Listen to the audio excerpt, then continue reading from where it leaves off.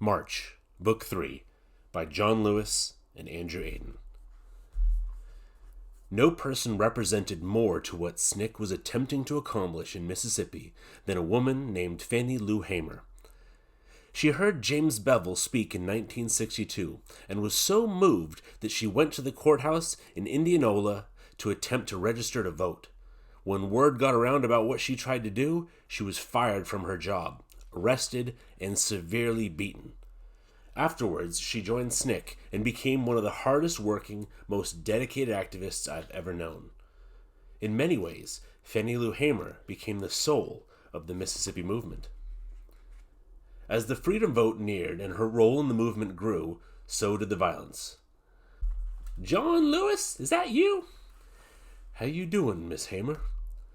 "The only thing they can do to me is kill me, and it seems like they've been trying to do that just a little bit at a time since I could remember."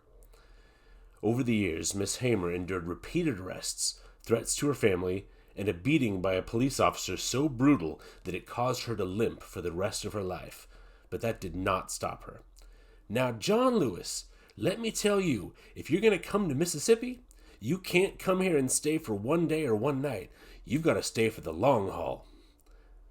By the time the freedom vote began, SNCC had hundreds of ballot boxes across the state. It was a marvel of grassroots organizing. They were in beauty parlors and barbershops, in churches and meeting halls, in grocery stores, and on roadside tables. "I know Mississippi, and you better be ready to move in." When all was said and done, more than 90,000 black voters, who were being systematically excluded from federal, state, and local elections, participated in the freedom vote. November 22, 1963.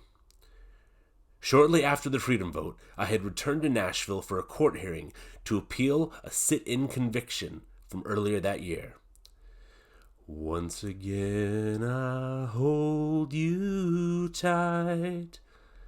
After the hearing, Lester McKinney picked me up to drive me to the airport. "Though you're gone, your love lives on when moon..." We interrupt this program to bring you a special bulletin from ABC Radio. Here is a special bulletin from Dallas, Texas. 3 shots were fired at President Kennedy's motorcade today in downtown Dallas, Texas. Repeat, in Dallas, Texas. 3 shots were fired at President Kennedy's motorcade today. The president is now making a 2-day speaking tour of Texas. We are going to stand by for more details on the incident in Dallas. I didn't know what to do. I had to give a speech that evening in Detroit, but all I wanted was to go home to Atlanta. I went ahead to Detroit. Hang in there, brother. Apparent gunshot. Here is a flash from the Associated Press in Dallas. 2 priests who were with Mr. Kennedy say he is dead of bullet wounds. The speech I gave that night became a eulogy for our slain president. When I got home to Atlanta after my trip, I spent the day alone in my apartment, watching President Kennedy's funeral. I kept thinking about Medgar Evers and the little girls in Birmingham. Now, the president who represented so much hope for so many people had been murdered. For so many months, I'd kept my emotions bottled up to be strong for those counting on me to lead. But there I was, alone in the dark, with it all. Within SNCC, President Kennedy's death brought our deepest fears to the forefront. "I am sad that Kennedy was killed. We mourn for him. But I'm more concerned about our field staff. A lot of them have to be thinking that if the president can be killed, then they don't stand a chance. They can be murdered at any time. Will they think that liberalism is dead when the man is dead? This could provoke a crackdown on the so-called radical organizations. You know that's going to include SNCC. Anyone who's left of center will be subject to a purge. We don't know that. President Kennedy's death could bring people together. It could serve as a unifying moment." President Lyndon Baines Johnson delivered his first speech as Commander-in-Chief to a joint session of Congress last night. "No memorial or eulogy could more eloquently honor President Kennedy's memory than the earliest possible passage of the Civil Rights Bill for which he fought." I was encouraged to hear the new president publicly commit himself to the cause of civil rights legislation, but we had no idea how deep his commitment might run. At a COFO meeting in Mississippi, Heightened tension between black and white SNCC volunteers lingered from the Freedom Vote, even as Bob Moses sought to bring more white volunteers to the state to build a larger summer effort. If we're trying to break down this barrier of segregation, we can't segregate ourselves. There had been several complaints about white volunteers trying to take over. It also left a number of people sore that the press had focused so much of their attention on the white workers, often identified by name, shown working alongside nameless blacks. We cannot do this alone. The only way this can work is to have white people working alongside you, so then it changes the whole complexion of what you're doing. So it isn't Negro fighting white. It's a question of rational people against irrational people. But we have to lead something. We're losing the one thing where the Negro can stand first. I always thought the one thing we can do for this country that no one else can do is to be above the race issue. President Johnson moved quickly on his promise to pass a civil rights bill. Unfortunately, that meant pressuring many civil rights groups, SNCC included, to halt our protests and demonstrations. He felt our actions were making it harder for him to win votes in Congress. We strongly disagreed. I'll admit, I had some preconceived notions about President Johnson. He was a Southerner, a Texan, which made me suspicious. And he had blocked his share of civil rights legislation during his time as a congressman. But I felt I had to give him a chance. I hoped that the coming campaign in Mississippi might push him the right way. Maybe even shape his attitudes, like I felt we had begun to do with the Kennedy brothers. Many in SNCC did not share my hope. December 22, 1963. Despite the Johnson administration's pleas, we did not stop our demonstrations. Ding ding! In Atlanta, integration of restaurants and lunch counters had been slow. We targeted a restaurant called the Tuttle House, owned by the Dobbs Corporation. What do you think you're doing? Each of the participants that day, myself included, had purchased one share of the Dobbs Corporation. We are hoping to have something to eat. Well, I'm calling the police. What sort of sense did it make if we could own part of a company but not be served by it? Ding ding! Come on, let's not make this difficult. After we were arrested, ding ding, SNCC chapters all over the country targeted establishments operated by the Dobbs Corporation. The protests temporarily shut down more than a dozen of their businesses, and we announced plans to attend their annual shareholders meeting. Our campaign worked. Within a few months, the Dobbs Corporation integrated all of their establishments, including those in Atlanta. December 31st, 1963. I was released from jail in time to attend the last SNCC Executive Committee meeting of the year. We had a wide-ranging discussion, but the one weighing most heavily on our organization was how to proceed with the Mississippi Freedom Project. The initiative for this project comes from the Freedom Vote, which brought many white volunteers to the state to volunteer. There are a number of problems to consider: the development of Negro leadership, possible violence, the abilities of our present staff to direct them. Discussions at the COFO meeting last month were heated, and it was decided to limit the number of white students in Mississippi this summer to 100. Groups are obviously organizing to come down. SNCC has to decide whether to have a project, what it will do, and how many will be involved. There are essentially two proposals. One, pushed by Al Lowenstein, pour in thousands of students and force a showdown between local and federal governments. Two, develop a 6-week intensive literacy education program, proposed by our Dr. John Blythe, and work out just how many students could be used in these freedom schools. I do believe we should do everything we can in Mississippi this summer. We should do the smaller intensive programs and saturate the state with volunteers. If we organize volunteers strictly around the issue of voting, we can force a physical showdown between the federal and state governments, which needs to happen at the time of the political conventions. President Johnson cannot fail to respond. But what happens after the summer, when everyone leaves? I don't feel we can handle the whole situation. Bob Moses just reminded us that COFO voted down this suggestion, and it'll have to be brought to them again for consideration. And how are the local leaders going to feel about this invasion? I think the administrative part of the problem can be worked out. We need to concentrate on the issue itself. This question has divided the people in Mississippi, as it has this group. I will not declare a personal opinion because I believe it's too big a responsibility to make alone. Next year is politically important with the election. The new president has not yet been tested, and if we don't do it now, we won't have a real opportunity again.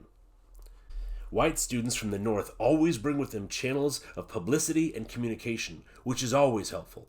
It may be difficult during convention time to organize pressure, but there will be a lot of sentiment for the right to vote. If we decide to do this, we have to begin by training a group of 20 now, as subsection leaders for the larger one. People will have to understand that they will operate as a unit, coming to the support of someone in trouble across the state. They must prepare to get arrested. But what about the effect on the whole of SNCC? Are we willing to risk disintegration of our total operation in such a confrontation? I move that the committee vote to adopt the following motion. During the presidential election year of 1964, SNCC intends to obtain the right for all citizens of Mississippi to vote, using as many people as necessary to obtain that end. The motion passed unanimously. April 16, 1964, Washington, D.C. By spring, our plans were set. We decided to announce our intentions at the American Society of Newspaper Editors Convention. It was our chance to make our case to the news media, whose coverage would be essential. It was the first time I'd seen Robert Kennedy since his brother's death. Hi, John. It's good to see you again. Hello, Mr. Attorney General. It's good to see you too, sir. I was joined by Whitney Young, Roy Wilkins, and James Farmer, whose organizations were supporting the summer project. Any person who, in any way, interferes with the right of a Negro to vote in Mississippi commits a crime against the federal government. He commits as much of a crime as does the gunman who walks into a bank and robs it. Title 18, Section 594 of the United States Code makes it a crime to interfere with the right to vote. That law has been on the books since 1948, but nobody has ever been prosecuted under it. I doubt if there is a policeman of any sort in Mississippi who has not broken that law several times since 1948, but not one of them has been arrested and prosecuted for it. The federal government, the President administration, at any rate, has not helped the movement with the appointment of federal judges. For example, Federal Judge Harold Cox of Mississippi, who was appointed in 1961, called Negro applicants and said that they were acting like, and so I say, the struggle is just beginning. This summer, however, we are again presenting the federal government with an opportunity to act. With the cooperation of other civil rights groups under the banner of the Council of Federated Organizations, we plan to install some 1,000 summer workers in Mississippi. They will teach in the freedom schools, staff community centers, register as many as 400,000 Negroes on mock polling lists, and will do the often dangerous work of voter registration. There are 4 congressional candidates in Mississippi today who are Negroes. If they lose, they plan to challenge the right of white Mississippians to choose who shall represent the state in Congress. There will be challenges at the Democratic Convention in August, and we will see whether the country is ready and prepared to allow full representation in Congress. The federal government's challenge will come earlier. It will come as it is coming now and has been in the Black Belt areas of the Deep South. Will the government at last take action on the intimidations, threats, shootings, and illegal arrests, searches, and seizures that are a direct result of voter registration activities? Registering to vote is an act of commitment to the American ideal. It is patriotic. The federal government must decide whether it wants to let Southern Negroes register. It must make that choice this summer, or make us all witnesses to the lynching of democracy. Even as I gave my speech, the state of Mississippi was preparing. They saw our plans as an invasion, an attack on their way of life. Governor Paul Johnson doubled the number of state patrolmen on duty, and Jackson Mayor Allen Thompson doubled the size of his police force by deputizing dozens of white men. Weapons of all sorts were stockpiled to arm them. Mayor Thompson even had an armored personnel carrier that could transport 12 men. It became known as Thompson's Tank. This is it. They aren't bluffing and we aren't bluffing. We're going to be ready for them. They won't have a chance. On April 26, the Mississippi Freedom Party, MFDP, was officially created. The Freedom Vote had been a mock election, but the Mississippi Summer Project, or Freedom Summer, was about going after real votes. Through our newly created insurgent political party, we intended to challenge the state's segregation-based Democratic Party and its whites-only delegation for their seats at the Democratic Convention in Atlantic City, New Jersey. The plan was to participate in the precinct, county, and state conventions of Mississippi's Democratic Party. By going through the proper procedures, MFDP would then have legal grounds to challenge the party's claim to its seats at the National Convention. In a single night, the Klan burned crosses in 64 of the state's 82 counties as a warning. Local white people who despised what we were doing didn't bother hiding it from the press or anybody else. We killed 2-month-old Indian babies to take this country, and now they want us to give it away. You're going to be classified into 2 groups in Mississippi. June 13, 1964. Oxford, Ohio. Mississippi Summer Project Training Camp. And they're tougher on lovers. More than 300 students showed up for the first weekend of training. You may imagine what you're in for, but you have no idea. I may be killed, you may be killed. With more than 100 staff people on site, SNCC was at the center of everything. CORE also provided 40 staffers, but the NAACP and SCLC were notably absent. Don't come to Mississippi this summer to save the Mississippi Negro. Only come if you understand, really understand, that his freedom and yours are one. Maybe we're not going to get many people registered this summer. Maybe even we're not going to get many people into freedom schools. Maybe all we're going to do is live through this summer. In Mississippi, that will be so much. Yes, you. What sort of protection will the federal government provide? Nothing. There are no federal police. The responsibility for protection is that of the local police force. June 21, 1964, Neshoba County, Mississippi. A week after training began, the first Freedom Summer volunteers arrived in Mississippi. Where are y'all heading in such a hurry?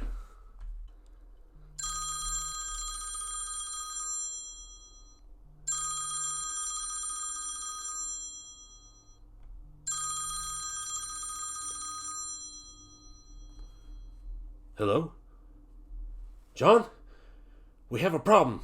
3 of our volunteers haven't checked in. John? You hear me, John? I couldn't believe it. Not yet. We hadn't even gotten started.